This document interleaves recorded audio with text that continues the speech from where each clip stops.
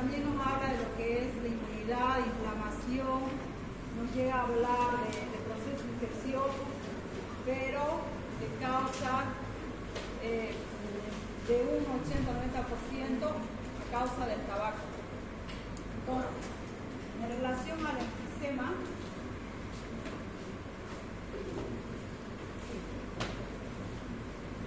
son lesiones inflamatorias degenerativas de lo que llega a ser el bronquio terminal respiratorio y las paredes alveolares, ¿no? A causa de distintas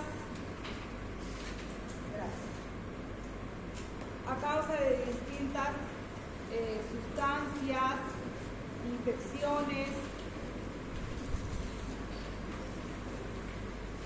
Bien, quiero que vean esta imagen que está en la parte lateral. Es así como en esta gráfica como llega a quedar estos pulmones. Hemos hablado en la anterior clase de que nosotros hacíamos dentro del alveolo una función de distensibilidad, ¿no? Que era que se infle el alveolo, y otra que era de elasticidad, ¿cierto? Que retornaba a su forma estructural. Es como cuando el globito se desinfla y vuelve, ¿cierto? Solo que en el alveolo con todas sus características de pared. Pero hay sustancias que alteran esas paredes y ahí se suman los bronquios distales. Hablamos de lo que es el bronquiolo respiratorio y el bronquiolo distal. Les dice acá la definición: daño pulmonar irreversible con agrandamiento permanente de los espacios respiratorios distales. Bronquiolo terminal, ahí falta el bronquiolo respiratorio, destrucción de las paredes alveolares y sin fibrosis previa, que no haya tenido anteriormente una fibrosis, ya posteriormente si se llega a fibrosar por esta alteración. Entonces, implica, es un aspecto anatomopatológico y sus respuestas a distintos mecanismos pulmonares. Es una enfermedad degenerativa. En relación cuando habla de degenerativa es destrucción de las paredes, ¿no? Se degenera, se desestructura. Se caracteriza por fragmentación y disminución de las fibras elásticas, pérdida de la elasticidad y destrucción de la arquitectura pulmonar. Un elástico, cualquiera un elástico, ¿cierto? Estira, vuelve a su forma, estira, vuelve a su forma. Y cuando está demasiado estirado, no puede retornar a su forma habitual. Es lo mismo que pasa en los pulmones, pero ahí va a jugar una cierta cantidad de sustancias estabilizadoras de esa función. Nosotros sabemos que dentro de lo que es la función respiratoria pulmonar, insuflamos, ¿cierto? Cargamos oxígeno. Nuestros pulmones están insuflados, pero nuestros alveolos se llegan a abrir. Entonces, en esas paredes, si es que eso se llega a alterar, van rompiéndose las paredes por la fragilidad y por la desestructuración. Entonces, se junta un alveolo, una pared alveolar con otro alveolo, y queda mayor cantidad de espacio muerto. Y vamos a ir relacionando. Ese espacio muerto, esto se conoce como enfisema. Y a la percusión, ¿cómo lo vamos a percutir ese sonido? Que está vacío, perfecto, hispanismo, porque está vacío. Si estuviera con secreción, que no es el caso, lo vamos a percibir mal. Pero en este caso lo vamos a percibir hispánico. De la ocultación,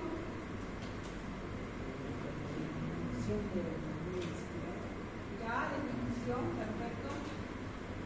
¿Ve? Entonces ya vamos a ir juntando todos los otros detalles de lo que ha sido neumonía, bronquitis, y este es como ya el tipo de resumen. Es parte de una enfermedad pulmonar obstructiva crónica. La gente que por años llega a fumar llega a desarrollar esta enfermedad, ¿sí? Mayormente en nuestro país no hay fumadores precoces, no hay tanto uso de tabaco como en otros países, ¿cierto? Entonces no es una de nuestras primeras causas. Nuestra causa es un poquito más variable, pero dentro del dato epidemiológico nosotros hasta no tener registros nacionales utilizamos epidemiologías internacionales como apoyo, ¿cierto? Para tener una idea de qué es lo más frecuente que llega a suceder en el medio.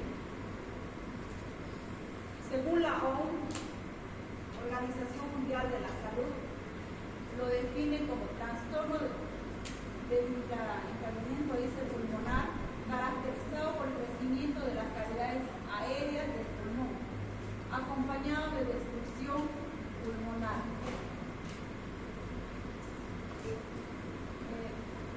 Datos epidemiológicos. Hay picos de incidencia, o sea, cuando aparecen más casos, arriba de lo que es los 50 años, ¿no? Entre 50 y 70 años. Porque mayormente son los mayores los que están a mayor accesibilidad de usar tabaco. En menores tiempos, porque van a la escuela, hay ciertas normativas para los ambientes escolares y estudios, como que de alguna manera hace que disminuya, ¿no? El consumo de tabaco es consumir, ¿qué cosa? Arsénico, plomo bencénico, amonio, cadmio. El cadmio es parte de lo que llegan a hacer las baterías, ¿no? Las pilas, las baterías de auto. Imagínense la toxicidad que nos estamos inhalando. Metano, monóxido de carbono, nicotina, ácido acético y muchas otras sustancias más. Dentro de eso, el pulmón llega a quedar como una sustancia tipo alquitránada, tipo un alquitrán, por la inhalación de todo esto. Y eso es lo que llega a lesionar estas paredes. En Estados Unidos hay 50 millones de fumadores y de esos 50 millones, 14 millones de pacientes, ¿no?, han desarrollado la enfermedad pulmonar obstructiva crónica. Que son pacientes que ya van a tener insuficiencia respiratoria crónica y eso a qué lleva a tener aporte de oxígeno domiciliario, pero ya de manera permanente. El enfisema es la mayor causa de COVID. También ahí ingresa lo que llega a ser bronquitis crónica. ¿No? 80-90% de los pacientes son fumadores o lo han sido. La mortalidad es de 15 veces superior en los fumadores que en los no fumadores de la mortalidad con el COVID.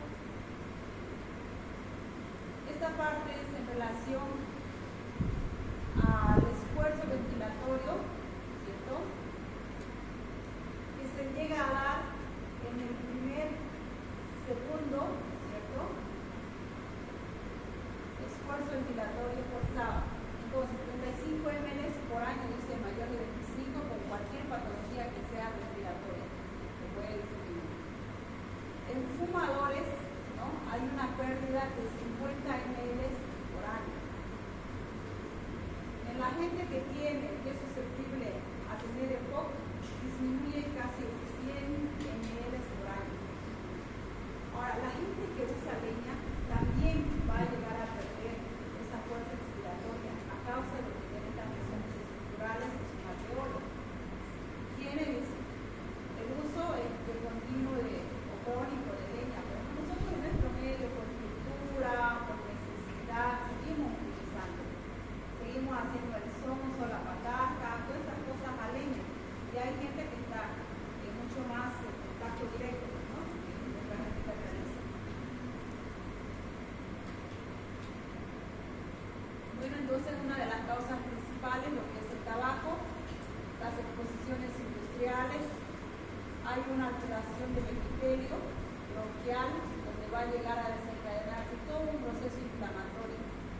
Es igual como en la neumonía. Se considera como agentes externos, como antígenos, donde va a llegar a desencadenarse y a salir los macrófagos hacia los alveolos, o sea, los macrófagos alveolares. Ellos van a comunicar, en este caso, tanto a los linfocitos, van a comunicar a los neutrófilos, que son los otros glóbulos blancos, ¿cierto? La otra variedad del glóbulo blanco, que van a empezar a querer actuar como unos soldados. Dentro de esos linfocitos, aquí participa la CD8. En la neumonía, sobre todo, participaba la CD4. Estamos con la CD8. Aquí va a llevar a una destrucción de la pared alveolar, hipersecreción de moco, broncoconstricción, va a haber degradación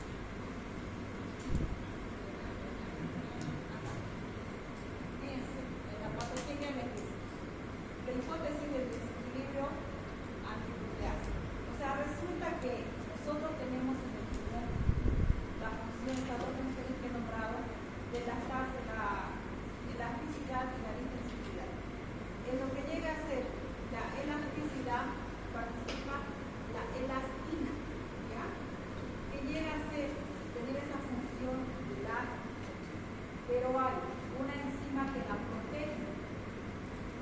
Empezando por esta elastina, está producido por un fibroblasto, ¿sí? Este fibroblasto se origina del tejido conjuntivo, es parte de la elasticidad de muchas estructuras de tejidos, piel, de esa función de tensión.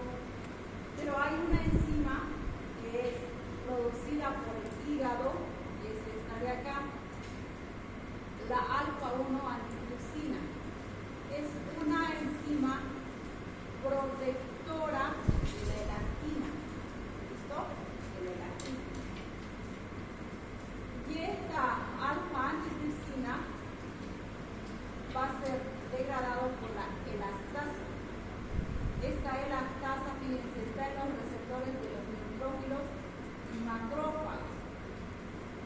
Son enzimas que empiezan a querer destruir a la alfa-antitrypsina. Entonces, tiene una función contraria a lo que hace la alfa-antitrypsina y contraria a lo que llega a ser la elastina. ¿Listo? Cuando todo esto se altera, cuando hay mayor producción, porque está en los receptores de los neutrófilos, ¿no? Llega a destruir la alfa-antitrypsina. Ahora, la pregunta del millón, ¿la elastasa qué es? Es una enzima proteasa producida por lo que es el páncreas. Su función es degradar, destruir. Si todo esto está en mayor cantidad, ¿cierto? Y en realidad sale a destruir porque los macrófagos y neutrófilos están saliendo para la función de destruir los cuerpos extraños que están ingresando, ¿cierto? Sea cualquiera, sea en relación a gases inhalados, sea bacterias, igual de la misma forma que lo que llega a suceder en una neumonía. Entonces, toda esta cascada, toda esta cascada de inflamación, cuando se llega a alterar, entonces, esta elastasa que ha sido producida por el páncreas, que circula con una sustancia química, se va pegando a los receptores de estos glóbulos blancos, hasta cuando llega a pasar por los alveolos pulmonares. Y ahí, entonces, va a empezar, cuando se ya reconoce por los mediadores químicos, se reconoce que hay una sustancia extraña, empieza a salir junto, ¿cierto?, a estos neutrófilos macrófagos. ¿Qué es lo que va a hacer? Va a llegar a destruir esta alfa-antitrypsina que está produciendo, que está protegiendo a la elastina. Y la elastina es una sustancia que llega a formar parte de la estructura de la pared alveolar, que es parte o ha sido producida por un fibroblasto, ¿cierto?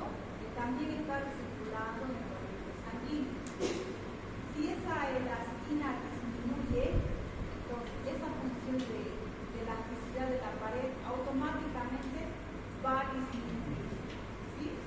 Entonces va perdiendo esa función estructural de la elasticidad. Cuando el alveolo se insufle, ¿cierto?, ¿será que va a poder volver a su forma estructural? No, va a quedar como un globo lleno desinflado, ¿cierto? Sin esa capacidad de poder volver a esa función, a esa estructura normal que llega a tener. Entonces, en esta pared, ¿qué cosa va a ir sucediendo si es que está ya alterado?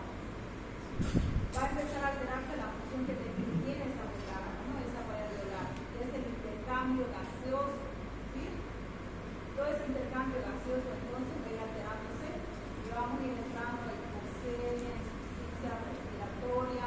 Esa misma pared se va a destruir, esa cavidad es como si este cuarto, que todo esto fuera un alveolo, ¿cierto? Esta pared, que fuera la pared alveolar, se destruye por la debilidad que tiene, va a dar continuidad, se va a continuar con la otra aula. Entonces todo este espacio va a tener aire. Es lo mismo que llega a suceder en el alveolo, pero a causa de este proceso inflamatorio y a lo que es la alteración de la síntesis del equilibrio de las proteasas antiproteasas. La proteasa, ¿de dónde viene? Viene del páncreas, ¿listo? Con el nombre de elastasa. Elastasa se produce por el páncreas. No solo funciona en relación a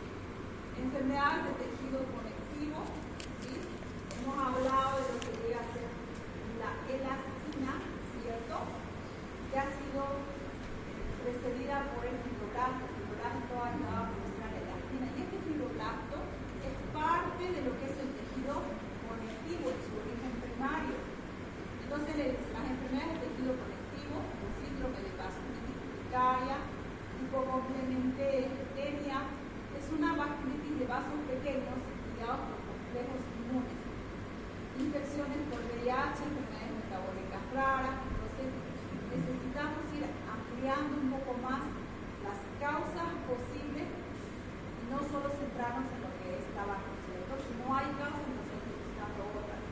Tuberculosis podría ser entre las bacterianas. Sí, claro que sí, es una de las más frecuentes, que llega a hacerse todavía unos campos aéreos bastante amplios que se conocen como bulas, y al final todo eso se llega a recetar. Dentro de la patogenia entonces hay un estrés oxidativo que podría ser por envejecimiento celular, también se podría dar el sistema, liberación de mediadores químicos, y hemos hablado que si fuera cualquier agente, sea infeccioso, sea un gas, se considera como un cuerpo extraño, entonces se empieza a liberar los mediadores. ¿Cuáles son los mediadores químicos? Linfocinas, ¿sí? Llega a ser leucotrienos, toda esa cascada que empiezan a producir los linfocitos, tanto como la B como la B, ¿cierto? La B mayormente va a llegar a sintetizar todo lo que son las inmunoglobulinas, de la A a la E, toda esta. Desequilibrio de la proteasa antitripsina. Y hemos hablado por qué se puede dar ese desequilibrio, ¿cierto? Si un paciente tuviera una insuficiencia hepática, ¿será que puede darse este desequilibrio? ¿Sí? ¿Quiénes podrían entrar a una insuficiencia hepática? Ya, hepatitis, cirrosis hepática, ya, perfecto. Hígado graso, puede ser también cualquier insuficiencia hepática medicamentosa, que sé yo, ustedes se fueron con charaba, lo único que les mandó el seguro fue paracetamol, le dieron paracetamol por más de 20 días, indujeron a una insuficiencia hepática y por ende no ha llegado a producir en suficiente cantidad esta enzima que es la proteasa antitripsina, ¿sí? Entonces ya va a haber ese tipo de alteración, pero siempre y cuando haya también susceptibilidad a la antigénica. Aquí en la patogenia entonces hay fibras elásticas, ¿cierto? Enzimas elastíticas, la elastasa, ¿cierto? Polimorfos nucleares en relación al macrófago, pero aquí también hay que nombrarlo, es el neutrófilo, déficit de antiproteasa, destrucción de espacios antialveolares. Las fibras elásticas entonces se refiere a lo que es la elastina, sobre todo la protección de lo que es el alfa lipieno, la activación de lo que es la elastasa con la proteasa que ha sido producido por el páncreas, que va a llegar a adherirse a lo que son los polimorfos nucleares y los macrófagos, y estas, ¿no?, van a inducir a un déficit de antiproteasa y por ende destrucción de los espacios alveolares. Etiopatogenia. Entonces, tenemos factores elastomíticos aumentados, factores anti-elastolíticos disminuidos. ¿Cuál es la sustancia nociva que se lleva a la estrella? El tabaco y todos sus componentes que tiene, no todas sus toxinas, nicotina, arsénico, monóxido de carbono. Esto va a hacer que haya un déficit de la alfa-1 antitripsina, que habíamos hablado que es una enzima producida por el hígado, ¿sí? Nosotros en la sustancia vascular hacemos que circule todas esas sustancias químicas, sustancias mediadoras, más lo que es las células hemáticas y el torrente sanguíneo. Cuando hay algún déficit o alguna alteración en algún órgano, también va a repercutir sobre otra que está produciendo alguna función. Las sustancias nocivas atraen a los macrófagos. Los macrófagos son los glóbulos blancos con afinidad de fagocitar, de destruir a un cuerpo extraño. Estos macrófagos o leucocitos salen del torrente sanguíneo, ¿cierto? A a las vías aéreas distales y a los alveolos. Y estos junto a las células epiteliales, ¿no? ¿Cuáles son las células epiteliales alveolares? Están los neumocitos tipo 1, neumocitos tipo 2, también puede haber un poquito más allá por lo que son los bronquios, las células caliciformes. Liberan sustancias quimiotácticas que atraen a los neutrófilos que liberan proteasas. Neutrófilos que liberan proteasas. Estos neutrófilos han pasado por el torrente sanguíneo y han captado una enzima que ha producido el páncreas, que llega a ser la proteasa. Lo ha adherido en su membrana, ¿cierto? Y ha recirculado hasta los pulmones, ¿no? Porque cómo apareció el páncreas en el pulmón, mediante lo que es la circulación desde la perfusión, que existirá proteínas particulares, entre las que se encuentra el colágeno y la elastina pulmonar, ¿cierto? Esta elastina normalmente está protegida por los inhibidores de la proteasa alfa 1, ¿no? Angiotensina. El tabaco interfiere en la función de esta enzima, contribuyendo a una mayor degradación de la elastina. Entonces, por ende, hay una destrucción del tejido pulmonar. Entonces, hace toda una cadena de sucesos, pero ahí nosotros necesitamos tener claro qué es la elastina, ¿no? ¿Quién la destruye a la elastina? ¿Dónde se produce? ¿Quién la ha formado? ¿No? ¿Quién la protege? Entonces, empecemos de la elastina. La elastina ha sido formada por el fibroblasto. El fibroblasto ha surgido del tejido conjuntivo y eso recircula en la sangre, ¿cierto? Entonces, el fibroblasto no solo va a formar elastina, también ayuda en la colaboración de formar la matriz celular. Forma parte como una red, una red forma redes extracelares, donde empieza a anclarse las células hemáticas, todas las otras sustancias, ¿cierto? Las plaquetas, es parte de otros componentes celulares. Entonces, no es propio que solo va a ir a formar la elastina. Entonces, esta elastina, ¿por qué está protegido?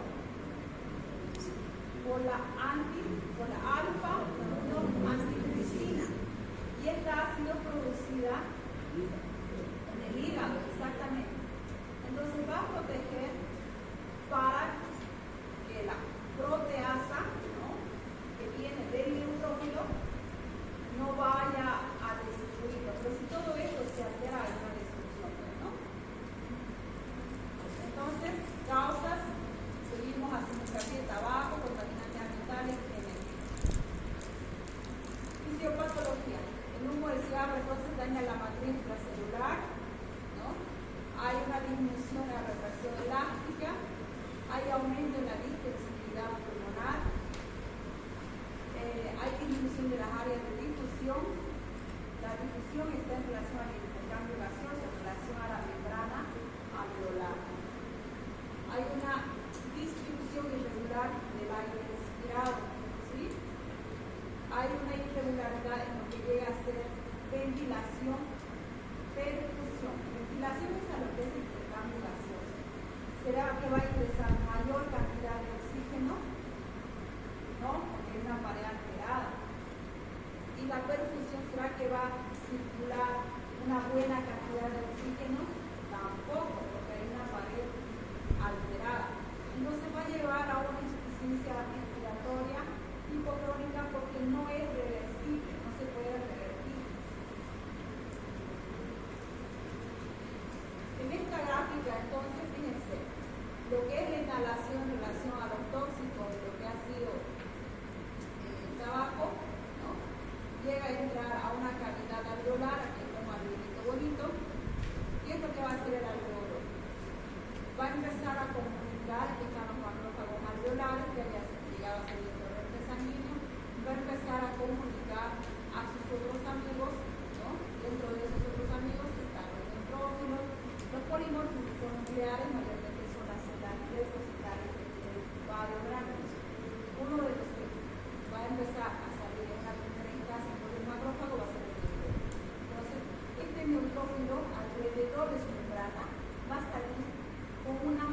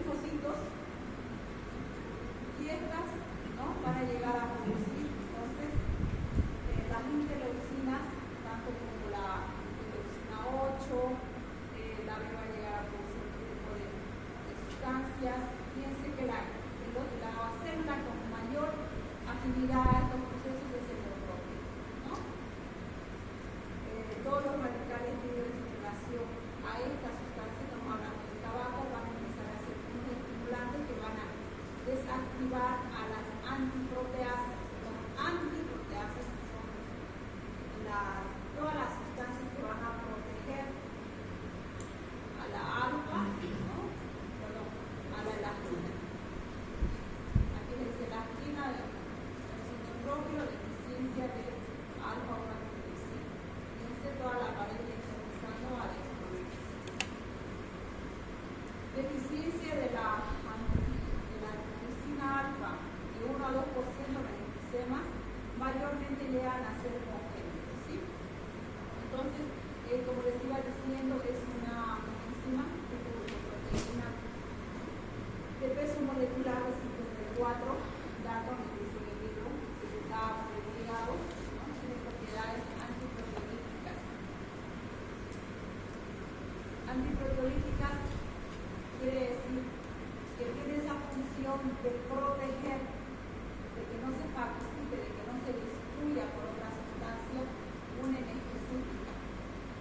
El gen de la antitrypsina alfa se localiza en el caso largo de cromosoma 4, ¿no? Los polimorfos nucleares, los macrófagos pulmonares liberan la elastasa, ¿ya? La elastasa, hemos dicho que es una proteasa producida por el páncreas, está en las membranas de lo que son tanto macrófagos como neutrófilos. Esto ya está, por lo común es decir, dividida por la antitrypsina, pero si esto se altera, es un funcionamiento inverso.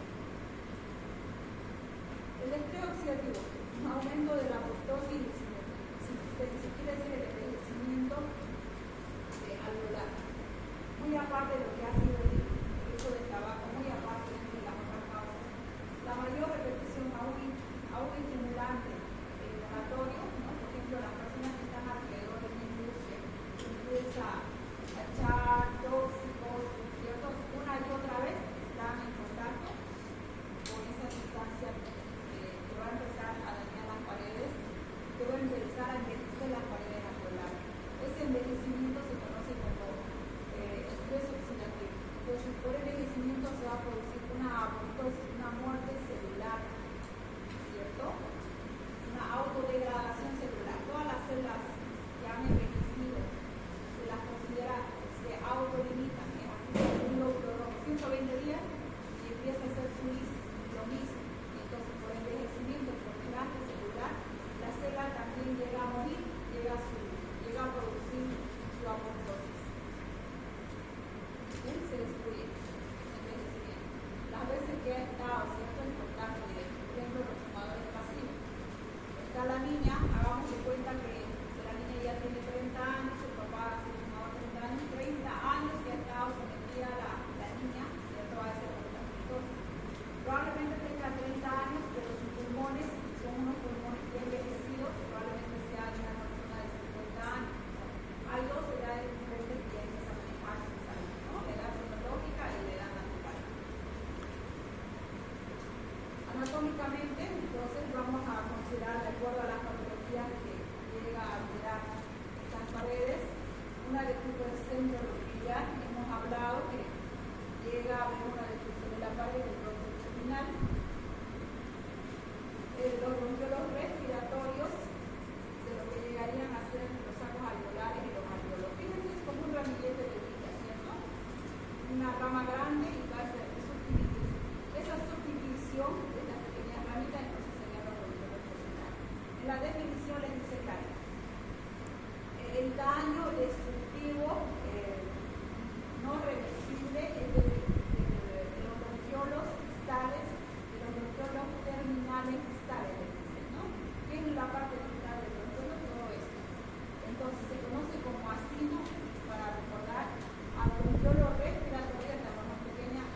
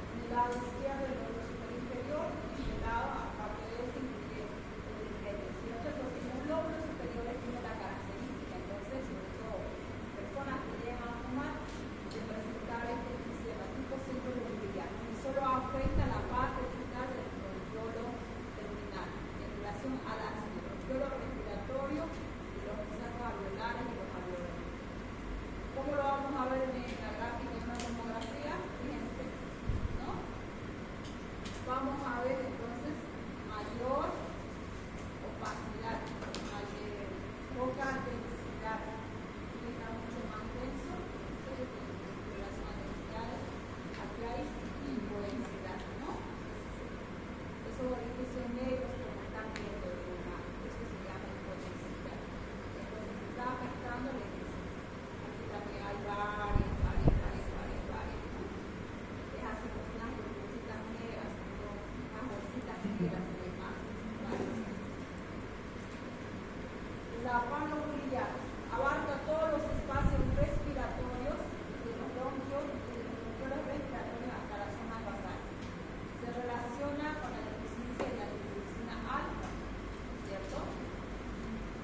Cuando es sistémico, ¿cierto? Mayormente lateral, llega a ser a todo ese segmento, donde hay este tipo de sustancias. Entonces, esto abarca el bronquiolo terminal, bronquiolo respiratorio, los sacos alveolares y el alveolo. El otro era todo, el anterior era todo, excepto que era el bronquiolo terminal, ¿cierto? Periacinal y paraseptal, mayormente subpleural, se manifiesta a lo largo del tejido conectivo central en la periferia de la sien. Es más frecuente en el ápice pulmonar, se asocia ocasionalmente a pneumothorax espontáneo. Las cicatrizantes, ¿no? Asociadas a cicatrices, especialmente secuelas y ápices de tuberculosis, en un tanto de 20 a 40. En la clínica diaria se van a generar más modificaciones. Es el tipo más frecuente, el compromiso sinal es irregular, o sea, puede ser en cualquiera de estos segmentos, ¿no? Puede ser en la parte distal, puede ser en la parte media, puede ser al bronquiolo respiratorio o al bronquiolo distal, o simplemente puede ser a la sien, pero varios, ¿no? Para no confundirse, no es que solo va a ser en la región del alveolo. En un pequeño segmento del mismo parénquima van a llegar a ver en relación a lo que son los bronquios y otra va a ver en relación a lo que son los alveolos, pero es una misma imagen, una misma región. Acá el sistema paraseptal y la tuberculosis, el sistema paraseptal estaba en relación a lo que son las periferias y lo que llega a ser los lóbulos superiores.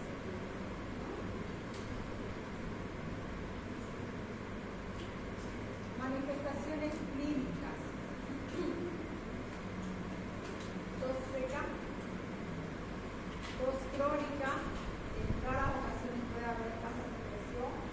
No es como en la bronquitis crónica que hay bastante secreción, ¿cierto? Es bastante turbulenta en esta. Pero también hay disnea, taquipnea, respiración, expiración prolongada. Respira.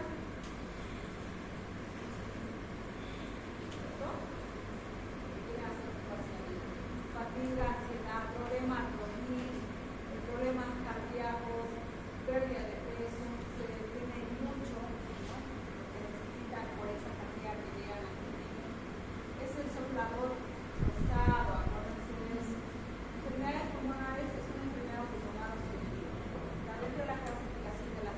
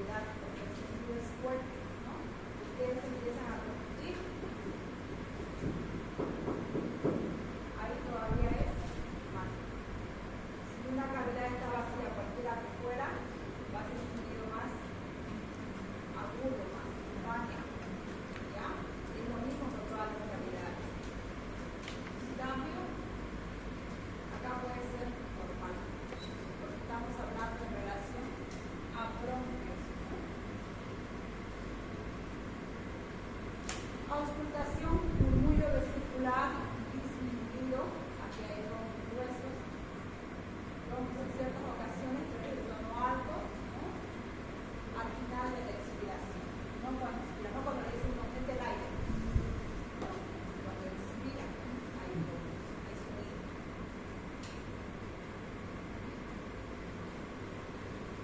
Entonces aquí es importante recordar esto, las malas coloraciones, altoras de poner, ¿sí? Mayormente son materiales cianóticos, ¿no? Es decir, que en el deporte se existen dos extremos de presentación. Clínica reconocida, aunque en la práctica la mayoría de los pacientes presentan aspectos de ambas, aparentemente, pero esto es lo característico. Por ahora nosotros aprendemos lo que cuadra a una patología. En la práctica ustedes van a encontrar pacientes con enfisema, más diabetes, ¿no? O antecedentes traumáticos de costillas, más algún tumor X pulmonar. Se van encontrando con sumatoria de patología. Pero tienen que ir reconociendo cuál es la característica de cada una, ¿no? Para luego ya hacer sus combinados terapéuticos. Cuadro clínico. Entonces, para el diagnóstico nosotros necesitamos saber el cuadro clínico, cómo se ha iniciado, se implementó en línea, hacer toda la inspección, y de ahí nos vamos a apoyar también lo que son los exámenes complementarios como rayos X, la tomografía, pruebas de función pulmonar, lo que es las espirometrías, ¿cierto? Estudios anatomopatológicos para ver qué tipo de afección es, si se ha llegado a afectar un bronquio respiratorio, un bronquio terminal, o es únicamente alveolar. Cuantificación de alfa-1-antitocina, eso se le toma por una muestra periférica, ¿listo? Son medidas no habituales, pero eso se puede hacer. Marcadores moleculares, estudios científicos. En relación ya mayormente con los estudios científicos, no llegamos todavía a ese nivel. Auxiliares de diagnóstico, entonces, prueba de función, de espirometría, le dice unos 65% del esperado, que es un límite importante, ¿no? Aquí nosotros tenemos los valores, mayor 80 lo consideramos normal, mayor de 80 a 100. La gasometría vamos a ver una hiperventilación, una hipoxemia, con insuficiencia respiratoria crónica. Entonces, seguramente vamos a ver una presión de oxígeno, ¿no? Menores de 60, si es una insuficiencia respiratoria crónica, una sangre arterial acidificada, un pH disminuido. Bien, entonces una radiografía que es lo que vamos a ver, atrapamiento de aire, es un atrapamiento de aire en una bula, ¿no? Está con hiperclaridad. A lo más oscuro le llamamos claro. Si está más oscuro, hiperclaridad. Esa es relación al concepto de aire. Todo este negrito que ustedes ven es aire. Pero aquí fíjense que tiene una pequeña membranita. ¿Sí? Mayormente es así como vemos la bula de secuelas tuberculosas. Esto es un sistema, ¿no? ¿Qué les dice? Atrapamiento aéreo o descentralizaciones totales. Fíjense las comillas como están rectitas, ¿no? No tienen tanto esta característica del tubo que está todavía en inicio. Mayormente las crónicas llegan a estar en esta característica. Ya son no reversibles, entonces hay que pensar que a la larga ese paciente no va a ser tributario de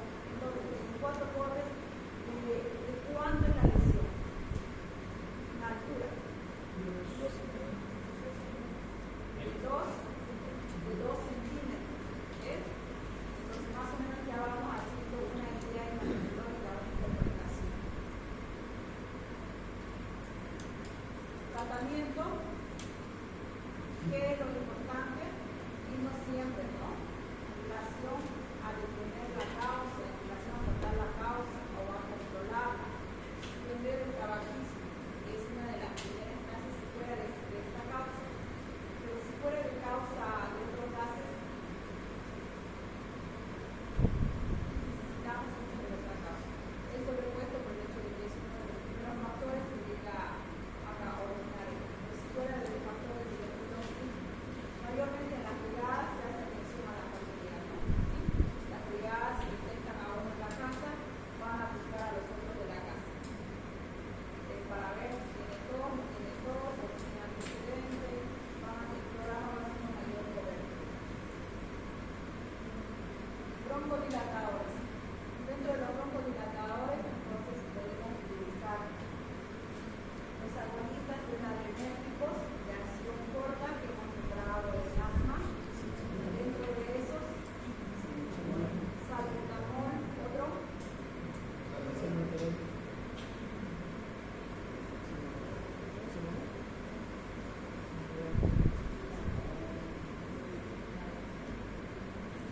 ¿Qué más? Salmeterol de acción más prolongada, ¿ya? Es una acción que mayormente nos dura más de 12 horas. Vamos a utilizar también corticoides. Dentro de los corticoides tenemos entonces todo nuestro medio de mayor accesibilidad. Estamos utilizando trazona, hidrocortisona, cetilprednisolona mayormente para hacer uso para enfermedades neurológicas severas, y otras.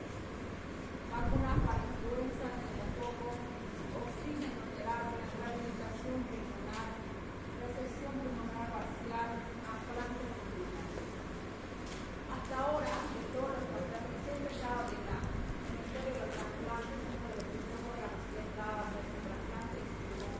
Pero hasta ahora con poca efectividad, porque dentro del pulmón se juega mucho lo que es el papel de la inmunidad, las sensaciones de inflamación. Cualquier sustancia que se considera extraña, ¿cierto?, es atacada y esa produce sus inflamatorios. Entonces es de las que menos efectos se ha llegado a dar.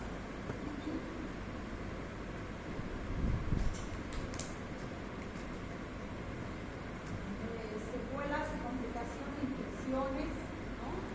Polidroguria, pulmonares, la terapia se realiza con vasodilatadores. Esto lo vamos a